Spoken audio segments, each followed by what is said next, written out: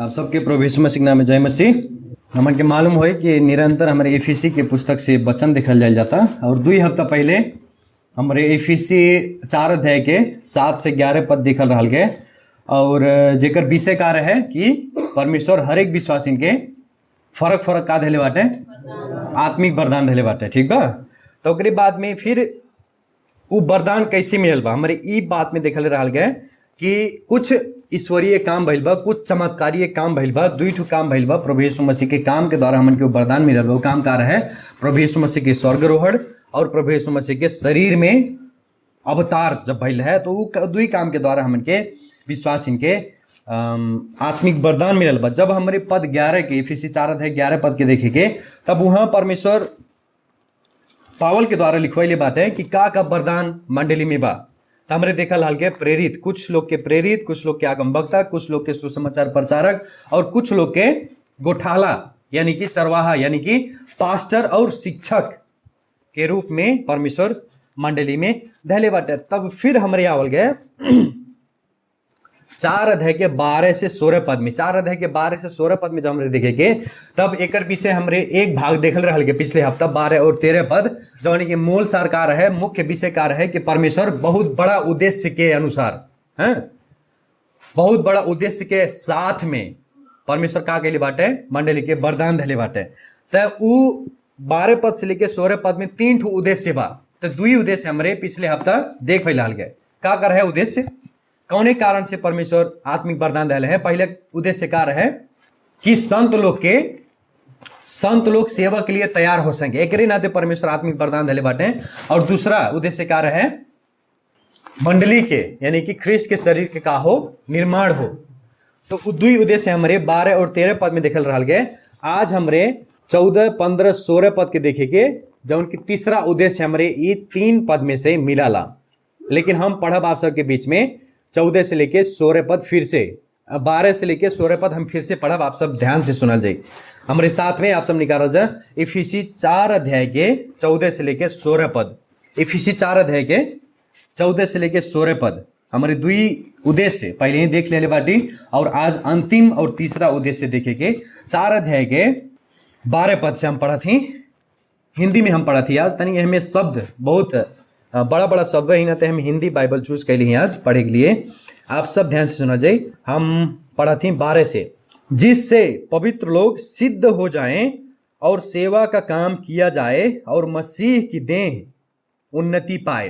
13 पद, जब तक कि हम सब के सब विश्वास और परमेश्वर के पुत्र की पहचान में एक न हो जाएं और एक सिद्ध मनुष्य न बन जाएं और मसीह के पूरे डील डौल तक न बढ़ जाएं।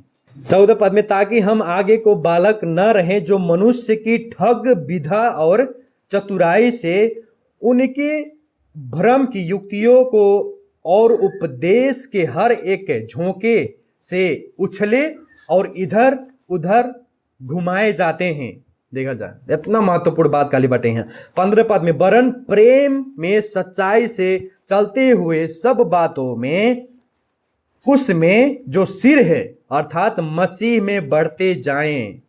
16 पद अंतिम पद हमारे देखा जाए, जिससे सारी देह हर एक जोड़ की सहायता के साथ एक साथ मिलकर और एक साथ गठकर उस प्रभाव के अनुसार जो हर एक अंग को ठीक ठीक कार्य करने के द्वारा उसमें होता है, अपने आप को बढ़ाती है कि वो प्रेम में उन्नति करती जाए। आमीन। तो ई खंड के मुख्य विषय का हो, वह पिछले हफ्ता के मुख्य विषय हो, जो पिछले हफ्ता के मूल सारांश दल रही का हो कि परमेश्वर महान उद्देश्य के साथ मंडली में आत्मिक वरदान दहले बाटे। पहला भाग हमने देखल के, आज दूसरा भाग देखेंगे। 12 से लेके 16 पद तक एक ही मुख्य बात बा कि परमेश्वर उद्देश्य के साथ में का दहले बाटे, आत्मिक वरदान दहले बाटे। और हमरे 2 ठो उद्देश्य देख ले बाटी। आज हमरे तीसरा उद्देश्य देखे कि हम काहे ई मूल सार देख ले बाटी। पिछले हफ्ता भी आप सबके बीच में बतैले रही जवन पद 12 में की शब्द बा, ताकि शब्द बा ई अर्थ, ई शब्द ऐसा अर्थ देला कि उद्देश्य अर्थ देला। यही नाते हम ये मूल सार के, ई खंड के मूल सार दहले बाटी कि परमेश्वर बहुत महान उद्देश्य के साथ आत्मिक वरदान दहले बाटे। ठीक बा।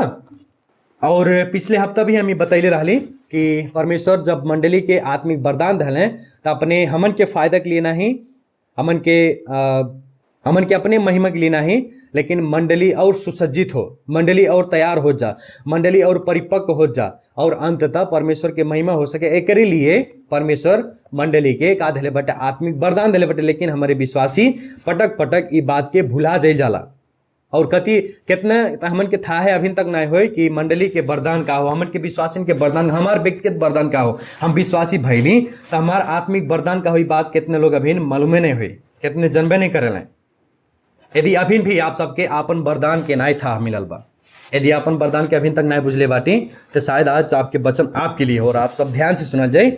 और पिछले हफ्ते जैसे हम कहले रहली कि का आप सब अपन अपन आत्मिक की वरदान के पता लगाओगे कि नहीं, अगर नहीं लगाओगे तब वो ठीक बा, लगाओगे तब वो ठीक बा। तो हम ये सोचते हैं कि एक दिन कौनो दिन एक दिन संगति रखे के और हमें एक फॉर्म बा, एक चार्ट बा, तो चार्ट में सब लिखल बा आत्मिक वरदान के मूल्यांकन। तब हमारे सब जनी बैठे के तो फॉर्म सबके बटाई तो हमें एक दूसरे के मूल्यांकन करी सब जनी। अब अकेले व्यक्तिगत नहीं हो पाए तो हमारे संगति के द्वारा करेंगे, एक दिन संगति कह के तो उसके बाद में एक दूसरे के मूल्यांकन करेंगे कि शेषमन अंकल में का खूबी बा, शेषमन अंकल में का वरदान बा, गौकरण भैया में का बा, एक दूसरे के मूल्यांकन करिए। शेषमन अंकल गौकरण भैया से पूछिए, गौकरण भैया शेषमन अंकल से पूछिए, तो ऐसे करत कर टिक लगाओ टिक लगाओ टिक लगाओ जाके तो अंतिम में हमारे के मालूम हो कि हाँ फलाने फलाने व्यक्ति में फलाने फलाने विश्वासी में हाई है का बा आत्मिक वरदान बा।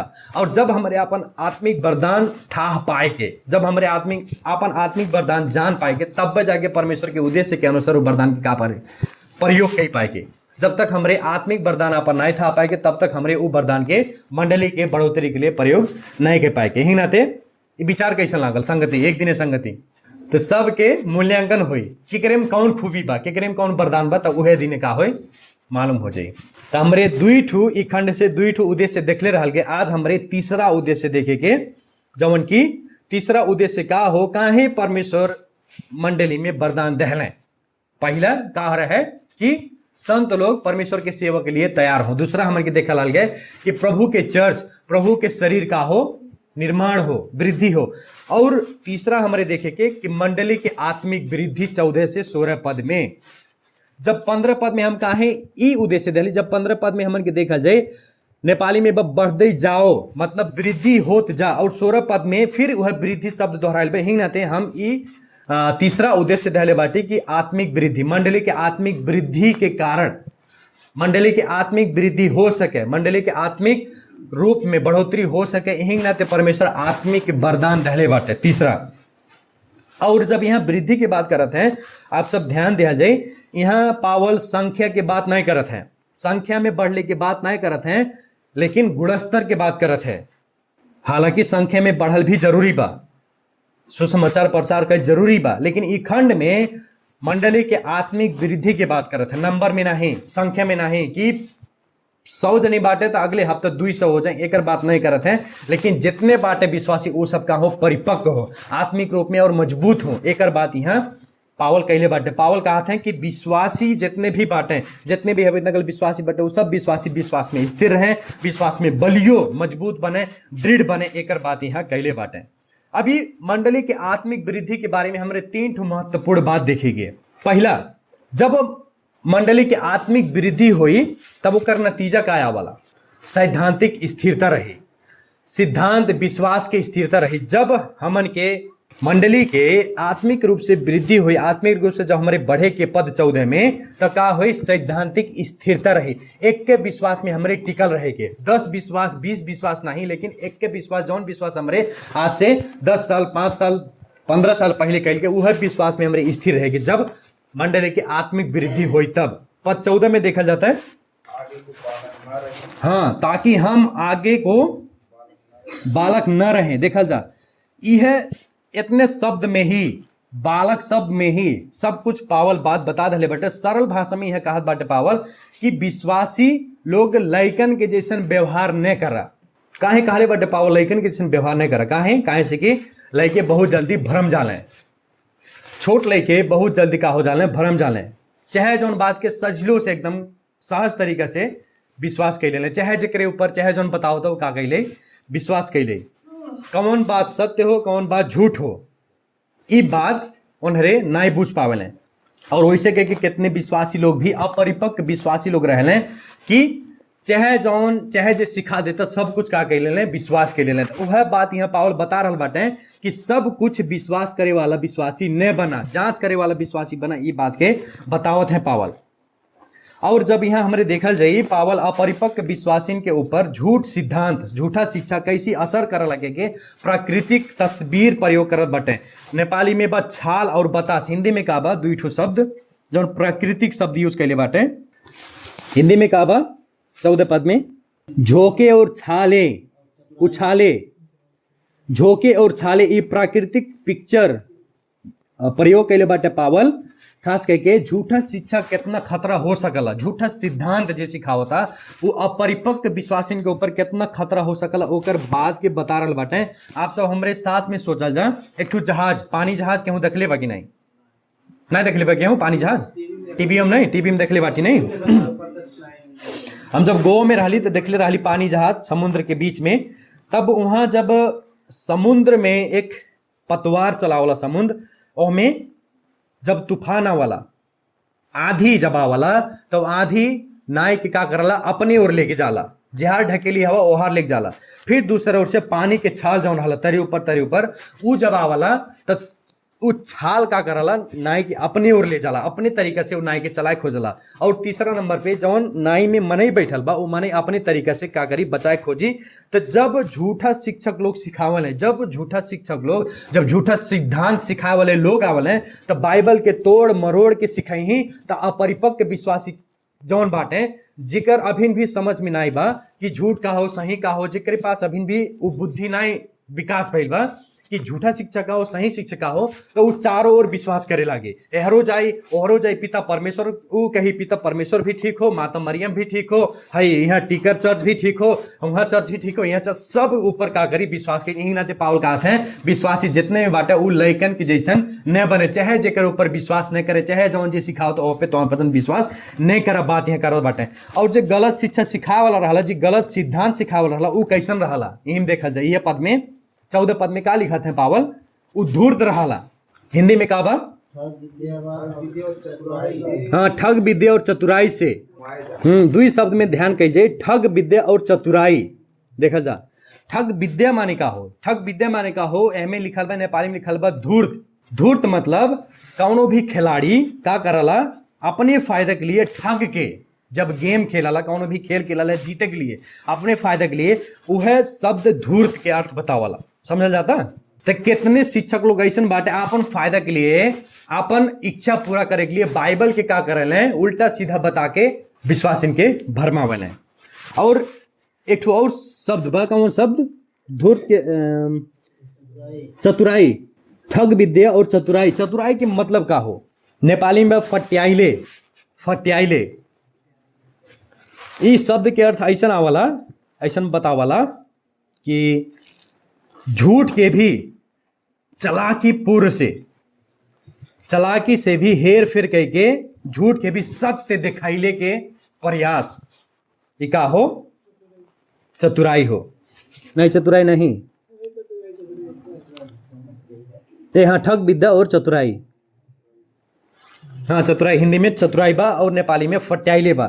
तब ई जवन शब्द बा कि झूठ चीज के भी का करी, चतुराई से, चालाकी पूर्ण से का करी, सत्य दिखाए खोजी, अपन विचार व्यक्त करे खोजी।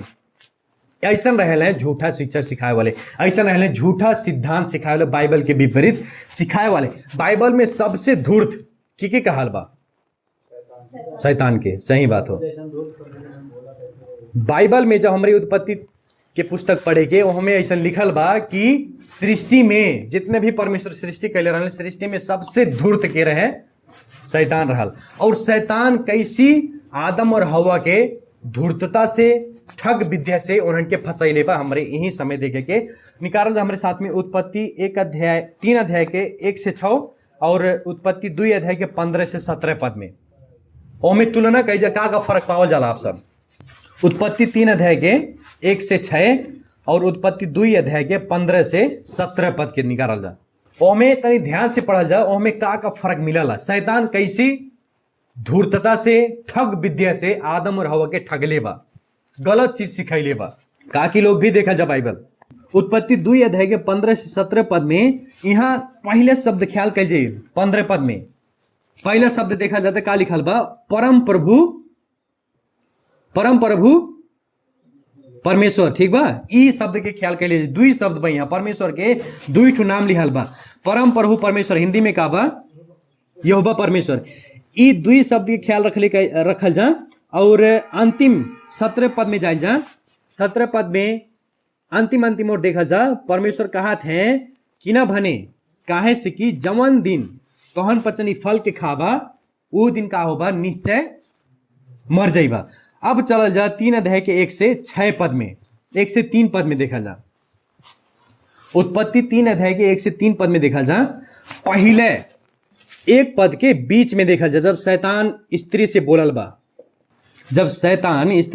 वहां से देखा जा का लिखल बा यहाँ, खाली परमेश्वर भर, हम काली नहीं, शुरू में ध्यान कर जा। उत्पत्ति 2 अध्याय के 15 में जब देखा जाए, वहां दुई ठो नाम बा। का नाम बा, परम प्रभु परमेश्वर। लेकिन जब शैतान बात करता स्त्री से, तब एक ठो नाम का कहले बा, घटा देले परमेश्वर भर। परम प्रभु परमेश्वर ने कह के शैतान कहा था परमेश्वर कहले बाटे। यही शुरुए में ही परमेश्वर के नाम के का कहले बा, वो परमेश्वर के नाम के, परमेश्वर के काम के वो घटा देले बा वही समय ही। और फिर दूसर बात देखा जा, दूसर बात का हो, उत्पत्ति 2 अध्याय के 15 से 17 पद में परमेश्वर का कहले हैं आदम हवा से कि जवन दिन दोनों पचन फल खाबा का करबा, मर जाबा। लेकिन शैतान का कहा था देखा जा 4 पद में, तोहन पचन नहीं मरबा। देखल गए, निश्चय एकदम ढुक के कहा था शैतान। परमेश्वर कहले निश्चय तोहन पचन मर जाबा, लेकिन परमेश्वर कहा था कि तोहन पचन निश्चय मर जाबा, लेकिन शैतान कहा था निश्चय अरे नहीं मरबा। तो शैतान ऐसा तरीका से वो परमेश्वर के शिक्षा के तोड़ मरोड़ के का कहले बा, वहां पचन के आदम और हवा के का कहले बा, भरमा दहले बा। यहाँ परमेश्वर के वचन के बंग्या दहले बा, टेढ़ मेढ़ बना दहले बा। परमेश्वर वहां मूसा जब व्यवस्था लिखा था तो परम प्रभु परमेश्वर लिखा था, लेकिन जब शैतान बताओ तो परमेश्वर के नाम खाली परमेश्वर भर कहा था। परमेश्वर कहा था तो हम पचन निश्चय मर जाबा, लेकिन शैतान कहा था तो हम पचन निश्चय नहीं मरबा। तो शैतान का कहली भाई, हाँ सत्य के साथ में झूठ भी मिलावट के और जौन सत्य शिक्षा बा ओके तोड़ मरोड़ के आदम और हवा के विश्वास की का कहले बा डगमगवा देले बा। वैसे कह के झूठा शिक्षक लोग भी बाइबल उहल हेले रही, गलत शिक्षा सिखाए वाले, गलत सिद्धांत सिखाए वाले बाइबल उहल हेले रही, लेकिन झूठ के साथ सत्य के साथ में का मिला दी ही, झूठ भी मिला दी ही। के जाना तो गिलासों में पानी हो कि जहर बा, तो हमरे बिना जांच कैले हरी दादा हो मैया बहुत बढ़िया बात बता दहला, आवत ही हम अगले हफ्ता तुम्हारे पास में। और जे के हो भाई झूठा शिक्षा सिखाओ तो बाइबल के विपरीत सिखाओ तो वो अपने पिता के संतान हो। कौन पिता? शैतान के काम में हो परमेश्वर के विरुद्ध में चलल, परमेश्वर के वचन के विपरीत सिखावल। और ऐसा बाइबल में बहुत सारा पद बा जो उनकी झूठा शिक्षा के बारे में बतावल। जैसे हमें एक पद बहुत बढ़िया लागल, रोमी 16 के 18 पद में ऐसा लिखल बा, उन्हन के कौने के झूठा शिक्षक के गलत सिद्धांत सिखाए वालन के उन्हन के मीठा मीठा बोली, अरे मैया हो मैया, उन्हन के मीठा मीठा बोली और कूड़ा से और बातचीत से सीधा साधा के हृदय के का करला धोखा दे देला। हमन के समस्या का बा, अगर कौनो भी व्यक्ति मीठ मीठ बोलता, बहुत बढ़िया से बोलता, हमन के मन का हो जाई ओकरे प्रति आ जाई, अरे दादा फलाने कितना नीक बोले हो, कितना बढ़िया से बोले हो, हम तो उन्हीं के साथ में रहा, वो इतना नीक लग। समय और परिस्थिति ऐसा बा कि मीठ मीठ बोल के आपके जगह के जगह का करी मनाई बेच दी, ऐसा समय और परिस्थिति बा। हमन के लागला केहू भी व्यक्ति नम्र होके बोल दलस, बड़ी नीक होके बोल दिला, मीठ मीठ बोल दिला, तो हमन के लागी इनके जैसा मने दुनिया संसार में नहीं बा, नहीं हो रीमा, इनके जैसा मने अब दुनिया संसार में नहीं बा। लेकिन वह व्यक्ति भीतर से कितना भ्रष्ट बा हमारे ऊपर से नहीं देख पाएंगे, कौन उद्देश्य अपने हृदय में बोकले बा हमन के ऊपर से ऐसे नहीं देख पाएंगे। बोली में इतना शक्ति बा प्रिय लोग, बातचीत में इतना शक्ति बा कि हमन के विश्वास के भी डगमगवा दे हैं झूठे लोग, गलत शिक्षा सिखाए वाले लोग। अब हम भी कैसे बच सके के, तब झूठा शिक्षा सिखाए वालन से झूठा सिद्धांत सिखाए कैसे बच सके के हमरे के करे जैसन बने के पड़ल, बेरिया के विश्वासी की जैसन बने के पड़ल। जब पावल प्रचार करत रहे सभा घर में, प्रेरित 17 अध्याय के 11 पद सबके याद हो हमरे ख्याल से, का लिखले बाटे वहां, का लिखल बा वहां, सब बात ठीक बा कि नाई बा कह के दिनहू हर एक दिन धर्मशास्त्र का करत रहने, बेरिया के विश्वासी लोग जांच करत रहने, छानबीन करत रहने। हमरे विश्वासी भी बेरिया के विश्वासी जैसन बने के पड़ल, धर्मशास्त्र के जांच पड़ताल करे के पड़ल। जे भी सिखावता, हम सिखावती, पास्टर सिखावते हैं, केहू भी सिखावता, हो सकला पुलपिट से नहीं, लेकिन चर्च के बाहर जाके आपके और केहू कुछ दूसर सिखा सकला बाइबल के विरुद्ध में, संदर्भ से बाहर होके। तो हमन के धर्मशास्त्र के जांच करे बहुत जरूरी बा। और दूसरा, हमेशा हमन के परमेश्वर के वचन पे स्थिर रहे पड़ल। यूहन्ना 8 अध्याय के 31 से 32 पद में ऐसा बतैले बाटे, प्रभु अपने स्वयं बतैले बाटे, अगर तुहां वचन हमार वचन में रहबा और अगर तुहां वचन हमार सचमुच में चेला होला, तब तुहां वचन सत्य का हो, तुहां वचन जनबा और सत्य तुहां वचन के का करी, स्वतंत्र करी। जब तक हमरे सत्य नहीं जाने के, तब तक हमरे कभी भी स्वतंत्र नहीं हो पाएंगे। जब हमरे सत्य के जाने के, सब कुछ से स्वतंत्र हो जाए, झूठा शिक्षक का हो, गलत सिखाए वाले का हो, सब कुछ हमरे जान पाएंगे। यही नाते प्रभु के वचन में हमेशा का रहा जा, स्थिर रहा जा, परमेश्वर के वचन के अध्ययन कर जा, संदर्भ के अनुसार बूझा जा, नहीं तो उहे पद दिखा के, उहे बाइबल दिखा के आपके भरमा के ले जाइए। माता मरियम वाली में हमारे पास में आए रहने, बहुत बार आवत रहने, पापा से डिस्कस होता है, हमसे डिस्कस होता है, उहे बाइबल दिखाई, उहे पद दिखाई, लेकिन कहीं तो वचन का होला गलत होला, तो वचन का होला यीशु की माना था गलत होला। कितने लोग तो मनबा नहीं कर रहे कि यीशु परमेश्वर होले, खाली एक आदमी रहले। कितने लोग मनबा नहीं कर रहे यीशु आदमी होले, वो परमेश्वर होले। कितना ज्यादा कंफ्यूजन में संसार में, इस सब काम शैतान के हो। यही नाते बाइबल अध्ययन के भइल बहुत जरूरी बा और बाइबल के ज्ञान भइल बहुत जरूरी प्रिय लोग। ये रहा पहला बात, मंडली के आत्मिक वृद्धि के नतीजा का हो कि सैद्धांतिक स्थिरता रही, हमारे विश्वास में स्थिर रहेगी जब मंडली के आत्मिक रूप से वृद्धि हुई तब। और दूसरा बात हमारे देखे के अभी वृद्धि कैसी हो सकला 15 पद में, ये वृद्धि कब संभव बा, जब हमारे प्रेम से सत्य बोलत जाएगे तब। इसमें बहुत महत्वपूर्ण बात बा, आज जब आप एक एक शब्द के खिलावल जाए यहाँ, तब ज्यादा अर्थ बूझ मिली यहाँ। कब वृद्धि हो सकला मंडली के आत्मिक रूप से, जब हमारे प्रेम साथ, सुन जा, जब हमारे क्या करे साथ, प्रेम से, प्रेम साथ का आप बोलेगे सत्य बोलत जाए कि सही बोलत जाए कि पद 15 में देखा जा, पढ़ा जाए क्यों हिंदी में थे, प्रेम से सच्चाई से चलते हुए सब बातों में उसमें जो सिर है अर्थात मसीह में बढ़ते जाए। वाह, का वचन बा प्रभु के, का लिखैले बाटे परमेश्वर पावल से, इतना गहरा बात यहाँ लिखा।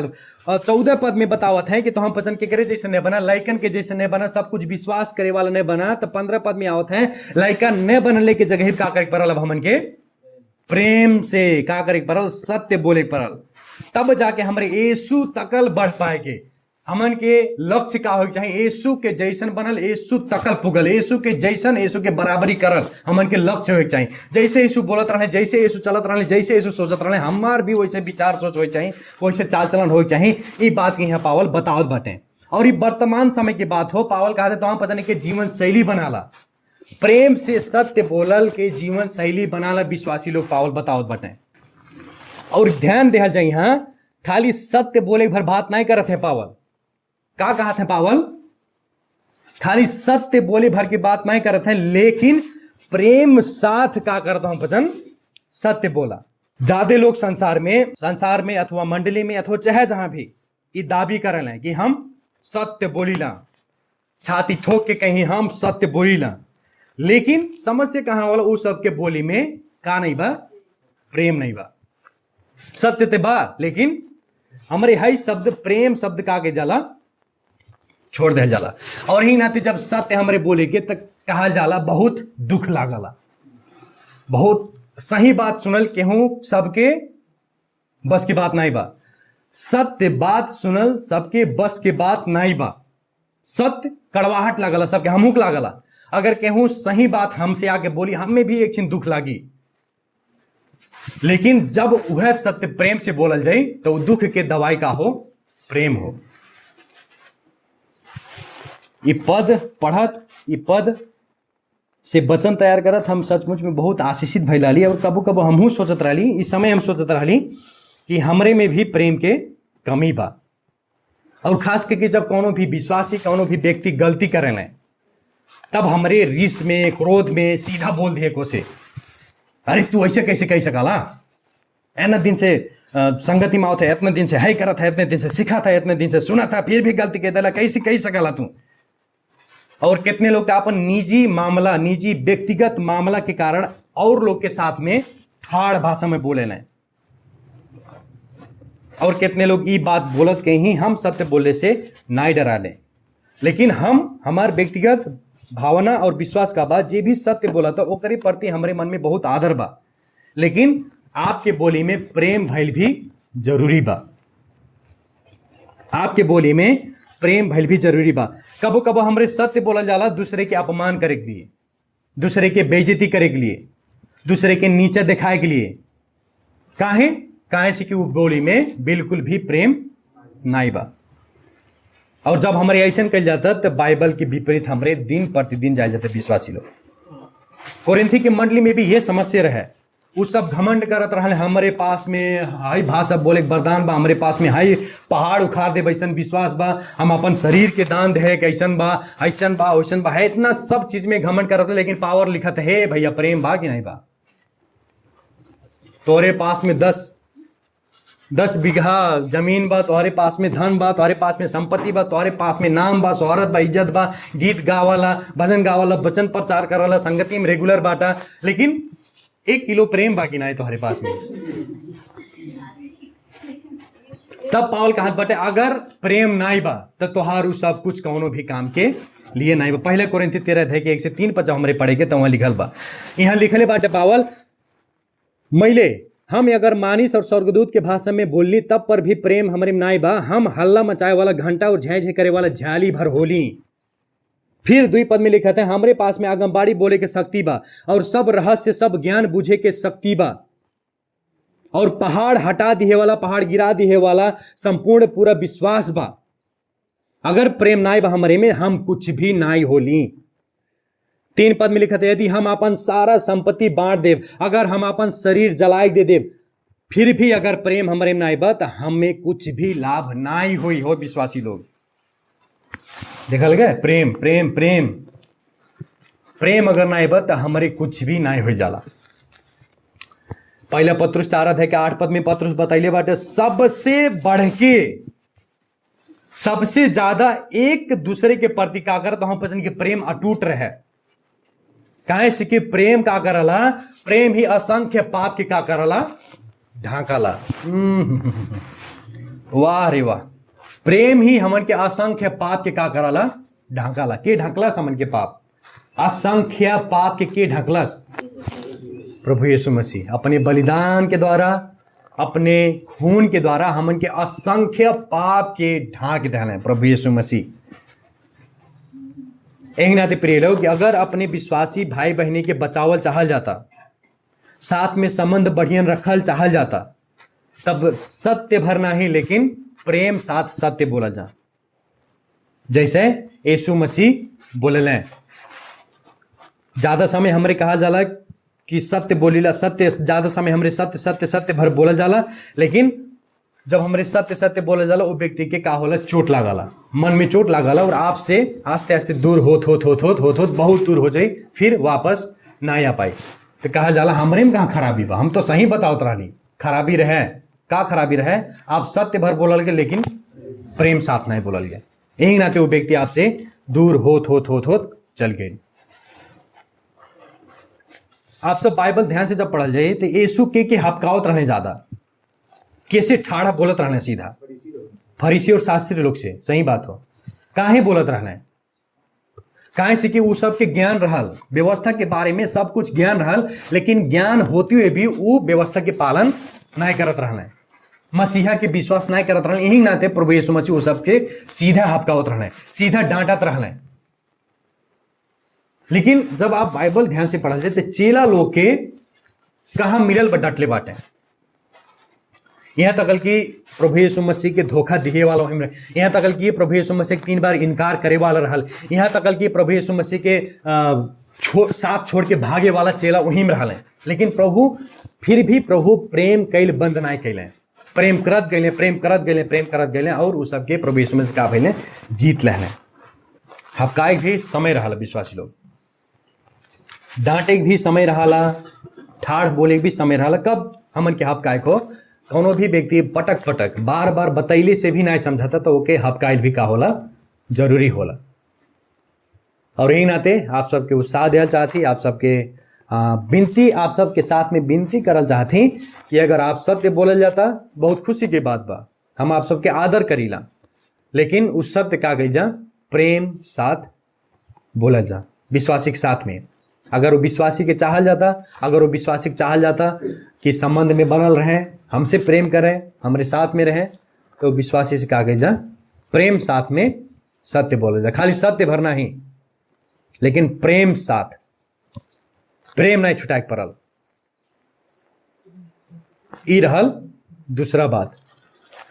अब हमारे तीसरा बात में चले के महत्वपूर्ण बात में, अभी वृद्धि के स्रोत के हो 16 पद, ख्रिस्ट यीशु मंडली के जे सिर हो। 16 पद में, 16 पद के पढ़ा जाता क्यों हिंदी में, जिससे सारी देह हर एक जोड़ की सहायता से एक साथ मिलकर और एक साथ गठकर उस प्रभाव के अनुसार जो हरेक अंग के ठीक ठीक कार्य करने के द्वारा उसमें होता है, अपने आप को बढ़ाती है कि वह प्रेम में उन्नति करती जाए। प्रेम में उन्नति करते जाए। देखा जब फिर आयु है बतिया यहाँ, जब देखे के 16 पद के उससे बा नहीं शुरू के शब्द, उससे नेपाली में बा उहाँ बाटा, ये बाटा और से जौन शब्द बा, ये शब्द ऐसा जाना देला, स्रोत शब्द जाना देला, ये ऐसा शब्द हो, ऐसा बता अर्थ देला कि कुछ के द्वारा सब कुछ शुरुआत भइल कि हो प्रभु यीशु मसीह के द्वारा ही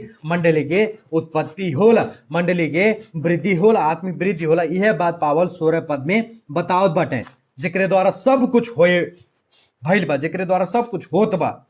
उहाँ नेपाली में बा सर्वनाम, इस सर्वनाम के लक्षित कराता प्रभु यीशु ख्रिस्ट के जे मंडली के सिर होले उनके जनावता। और ये पद में जब ख्याल कल जाए कब प्रत्येक भाग यहाँ लिखल बा, हर एक भाग ठीक ठीक से काम करल और वृद्धि होला। जब सिर के साथ में प्रत्येक जोड़नी यहाँ लिखल बा नेपाली में जोड़ाइल रहला और बन्हल रहला, जब शरीर के हर एक जोड़ सिर के साथ में जोड़ाइल और बंधल रहला, तब जाके का होला असल तरीका से वृद्धि होला। ये बात पावर यहाँ बता रहल बाटे। और ये जोड़े वाला, बांधे वाला काम, बढ़ाए वाला काम की करो परमेश्वर की हो, ये अपने आप नहीं हो पावला। काम जैसे मिस्त्री जब अपन घर के बनावल है, जब घर के बनावल निर्माण करल है, ईटा कैसी धरेक बा, आधा धरेक बा कि खड़ा धरेक बा कि फोरेक बा, कौन तरीका से हम घरी धरी कि दीवाल सीधा रहे, दीवाल सुंदर दिखाई दे। कहूँ भी घर आप ऐसा नहीं देखल जाए तारे ऊपर, लेकिन जहाँ भी दीवाल देखल जाए सब बराबर देखल जाए, काहे वो सुंदर दिखाई नहीं थे। वैसे के परमेश्वर भी हमन के एक एक जनी के प्रभु यीशु मसीह के शरीर में का कहले बाटे, बंधले बाटे और जोड़ले बाटे, ताकि सब लोग मिलके का हो जा वृद्धि हो सके। और ई जब यहाँ बात वृद्धि की बात करत हैं तो परमेश्वर ई अकेले के बात नहीं करत हैं, ई नहीं बतावत हैं कि वृद्धि के काम केवल पास्टर के हो, केवल एल्डर के हो, केवल डिकन के हो, लेकिन हर एक विश्वासी के सहभागिता चाहिए वृद्धि में। ये बात यहाँ बता रहा बाटे। वृद्धि के काम हर एक विश्वासी के जिम्मेवारी हो, मंडली में जिम्मेवार हो हर एक विश्वासी। और यहाँ हमारे देखा जाता है कि स्रोत के हो, वृद्धि के स्रोत केवल प्रभु यीशु मसीह होना जे मंडली के सिर हो। और अगर केहू विश्वासी ऐसा सोचता कि हमारे कारण, हमारे द्वारा मंडली चलाता, हमारे द्वारा मंडली के वृद्धि होता, चाहे केहू पास्टर रहे, अगर ऐसा केहू सोचता, अगर वो पास्टर भी हो, अगर वो एल्डर भी हो, अगर केहू ज़्यादा भेटी देहे वाला व्यक्ति भी हो, अगर ऐसा सोचबा कि हमरे चलते ये मंडली चलाता, मंडली के वृद्धि होता, तो वो व्यक्ति गलत सोच में बा प्रिय लोग। काहे से कि मंडली के वृद्धि के स्रोत यहाँ पावल स्पष्ट रूप में बतैले बाटे कि प्रभु यीशु मसीह होलें और केहू नहीं हो। वह मंडली के सिर होलें, कहले के मतलब वृद्धि के सब कुछ आवश्यकता प्रभु यीशु मसीह पूरा करेलें। प्रभु यीशु मसीह के द्वारा ही आवला। यूहन्ना 15 के 5 पद में का बतैले बाटे प्रभु यीशु मसीह कहले बाटे कि दाग के बोट हम होली, दाग के बोट हम होली और तोहर पचन का होला, डार होला। हागा हरू नेपाली में लिखल बा। फिर लिखत हैं, बतावत हैं प्रभु यीशु मसीह, यदि केहू हमरे में बा तब हम भी ओकरे में रहब। तब का होई? अगर हमरे में केहू बा, यानी कि अगर कौनो भी विश्वासी प्रभु में जुड़ाइल बा, अगर प्रभु यीशु मसीह वो विश्वासी से जुड़ाइल बटे, तब एकर नतीजा क्या आवता? वो ज्यादा फल फलाई। काहे से कि प्रभु यीशु मसीह से अलग रह के तोहर पचन केहू भी कुछ भी नहीं कही पाई। अगर पेड़ से डार अलग हो जाए तो उन्हें तो फल फला पाई, न तो हरियर रह पाई, न छा दे पाई। वो कहाँ झुकाई? अगियम झुकाई। और ज्यादा विश्वासी लोग के ऐसा सोच भी रहा कि हम संगति नहीं जात बाटी, तब भी तो कुछ नहीं फर्क पड़ता, वैसे बा। हम बाइबल अध्ययन नहीं करत बाटी, तब्बो तो वैसे बा। जैसे रहल संगति जात रही तब्बो जीवन वैसे बा, नहीं जाती तब्बो वैसे बा। प्रार्थना नहीं करती तब्बो वैसे बा, करत रही तब्बो वैसे बा। और प्रभु के साथ में चलत रही तब्बो वैसे बा, नहीं चलती तब्बो वैसे बा। तब्बो खाए के मिला था, तब्बो पिए के मिला था, सांस चलते बा, सब कुछ होते बा, पढ़ाई लिखाई होता बा, काम काज होता बा, संगति में जा चाहे नहीं जा, उसे कुछ फर्क नहीं पड़ता। लेकिन आप सब ध्यान दे जा कि जब हई पेड़ों में से डरिया जब टूटला तो टूटते नहीं सुखा जाला। कौनो पेड़ ऐसा बा, कौनो डार ऐसा बा, आस्ते आस्ते एक दिन लागी, 2 दिन लागी, 1 हफ्ता लागी, 1 हफ्ता में वो डरिया पूरा का हो जाए, सुखा जाए। ऐसे जब हमारे प्रभु से अलग रहेंगे तो आस्ते आस्ते हमारे भी का हो जाता, भीतर से सुखाई जाता। आत्मिक रूप से वृद्धि हो एक जगह पे का हो जाता, घटल जाता, सुखाई जाता। और एक दिन वो जीवन ही प्रभु के लिए बेकार हो जाए, वो जीवन ही प्रभु से अलग हो जाए हमेशा के लिए।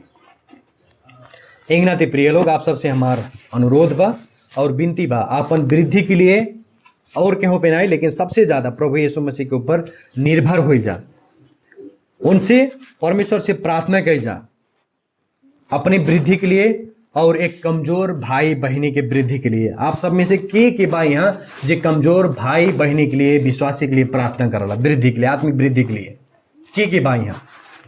कबो फुर्सत निकाल के, कबो वो व्यक्ति के नाम लिख के, वो नाम लेके प्रार्थना कही जाला कि नहीं कही जाला? कही जाला तो बहुत बढ़ियन बा। और जब हमारे ऐसा करेंगे तब मंडली के आत्मिक रूप से वृद्धि हुई और केहू भी नहीं रोक सकी, केहू भी नहीं रोक पाई वृद्धि के। पहले शताब्दी से जब देखा जाए तब बहुत लोग मंडली के वृद्धि के रोके के कोशिश कैलें। कितने राजा महाराजा रोके के कोशिश कैलें, यहाँ तक प्रभु के जन्म भी का कैलें, प्रभु यीशु मसीह के छोटे पर से मारे खोजलें जे मंडली के सिर हो। कितने प्रशासन रोके के कोशिश कैलें, ज्यादा कह के रोम साम्राज्य प्रभु के विरुद्ध में रहल, सुसमाचार के विरुद्ध में रहल, मंडली के विरुद्ध में रहल। और कितने राजनीतिक अगुआ मंडली के वृद्धि के रोके खोजले, अभी भी रोकत हैं। बहुत जगह पे तोड़ फोड़ कई रहल बाटे, विश्वासी के सता रहल बाटे कि ये सब आगे नहीं बढ़ पावे। और सबसे ज्यादा शैतान शुरुआत से ही मंडली के विरुद्ध में बा, परमेश्वर के विरुद्ध में बा। परमेश्वर के मंडली के वृद्धि के रोके के नाते सब लोग प्रयास करें, लेकिन केहू भी नहीं रोक पैलस, चाहे संख्या में हो चाहे आत्मिकी रूप से। काहे से कि मंडली का हो जीवित प्राणी हो, प्रभु यीशु मसीह शरीर हो, और इस शरीर के वृद्धि के स्रोत के हो प्रभु यीशु मसीह स्वयं होले। यही नाते केहू भी वृद्धि के नहीं रोक पाई। और यही उद्देश्य के लिए परमेश्वर का कहले हर एक विश्वासी के आत्मिक वरदान दहलें। और हमें आशा है कि आप सब अपने अपने आत्मिक वरदान के पता लगाओ जाए एक दिन, और परमेश्वर के दिहल उद्देश्य के अनुसार का कही जाए, अपन आत्मिक वरदान के मंडली के बढ़ोतरी के लिए, आत्मिक वृद्धि के लिए प्रयोग कर जाए। और भी आत्मिक वरदान के बारे में, आत्मिकी वरदान के बारे में स्पष्ट रूप से जाने के बाद बुझे के बाद, तो आप सब याद रखल जाई 2:4 और 2:12। अब अगर आत्मिकी वरदान के विषय में और आप सबके स्पष्ट जाने के बाद बुझे के बाद, तो ये याद रख ले रहा जाए 2:4 और 2:12 का 2:4। ये कौन बाइबल सिखावत है? वो ये कौन बाइबल पढ़ाते हैं? कहीं झूठा शिक्षा नहीं ना हो। 2:4 के मतलब इफिसी 4 अध्याय और पहला पत्रुस 4 अध्याय, और 2:12 के मतलब पहला कुरिन्थी 12 अध्याय, रोमी 12 अध्याय। जब आप ये सब अध्ययन कर जाए, चारों अध्याय के अध्ययन कर जाए, तब आत्मिकी वरदान के और स्पष्ट रूप से समझल जाए, बुझल जाए, और प्रभु आप सबके का करी बढ़ाई। यही नाते का याद करेगा 2:4 और 2:12, एफिस 4 अध्याय, पहली पत्रुस 4 अध्याय, 1 कुरिन्थी 12 अध्याय, रोमी 12 अध्याय। और प्रभु आप सबके आशीष दें। आज हमरे प्रार्थना करेंगे। प्रभु धन्यवाद हो महान सर्वशक्तिमान जीवित परमेश्वर, आज के वचन के लिए प्रभु, आपके जीवित वचन जौन बाँटी के मौका मिले ओकरे लिए हम आपके अपने हृदय से धन्यवाद देती। और इस समय हमारे देखल गए कि मंडली के आत्मिक वृद्धि हो सके के नाते आप आत्मिकी वरदान दिल के मंडली में। और परमेश्वर हमारी यह विनती बा, प्रार्थना बा, यह जितने लोग भी बाँटे, विश्वासी जन बाँटे, इस सब लोग परमेश्वर पिता अपन आत्मिकी वरदान के पता लगावें, जाने, बुझें, और आपके उद्देश्य के अनुसार आपके मंडली की वृद्धि के लिए अपन आत्मिकी वरदान के प्रयोग कर सकें, मंडली में न्यौछावर कर सकें। हिंग नाते आप मंडली के वरदान दहले बाटी परमेश्वर पिता। और यह जितने लोग अपन आत्मिकी वरदान के नहीं जनले बाटे, वो सबके पवित्र आत्मा के ज्ञान दिया जाए, पवित्र आत्मा परमेश्वर आप अगुवाई कर जाए, ताकि हर एक लोग मंडली के वृद्धि के लिए अपन आत्मिकी वरदान के पता लगावें और अंततः आपके महिमा दे सकें प्रभु। काहे से कि आप मंडली के सिर हो जाला, आप ही के द्वारा सब कुछ होइल बा परमेश्वर, भइल बा परमेश्वर, होत बा प्रभु। आप ही वो दाखलता हो जाला और हमन के डारी हो जाला परमेश्वर। यदि हमारे आप में बाटे और हमारे में बाटी आप परमेश्वर, तब जाके हमारे फल फला पाए के, आपसे अलग होए के तो हमारे का हो जाए, सुखा जाएगी प्रभु। दिन नहीं आवे कि विश्वासी सुखा जा। पवित्र आत्मा परमेश्वर आप असल ज्ञान बुद्धि विवेक दिया जाए, ताकि जितने भी यहाँ विश्वासी बाटे वो बच्चन के जैसे व्यवहार नहीं कर सकें, अपरिपक्व विश्वासी नहीं बन सकें, हर एक चीज़ के जांच करें प्रभु। सहायता कर जाए, सब मदद कर जाए प्रभु। सारा विनती और प्रार्थना हम आपके हाथ में रखकर प्रभु यीशु मसीह के नाम से मांगे थी, आमीन।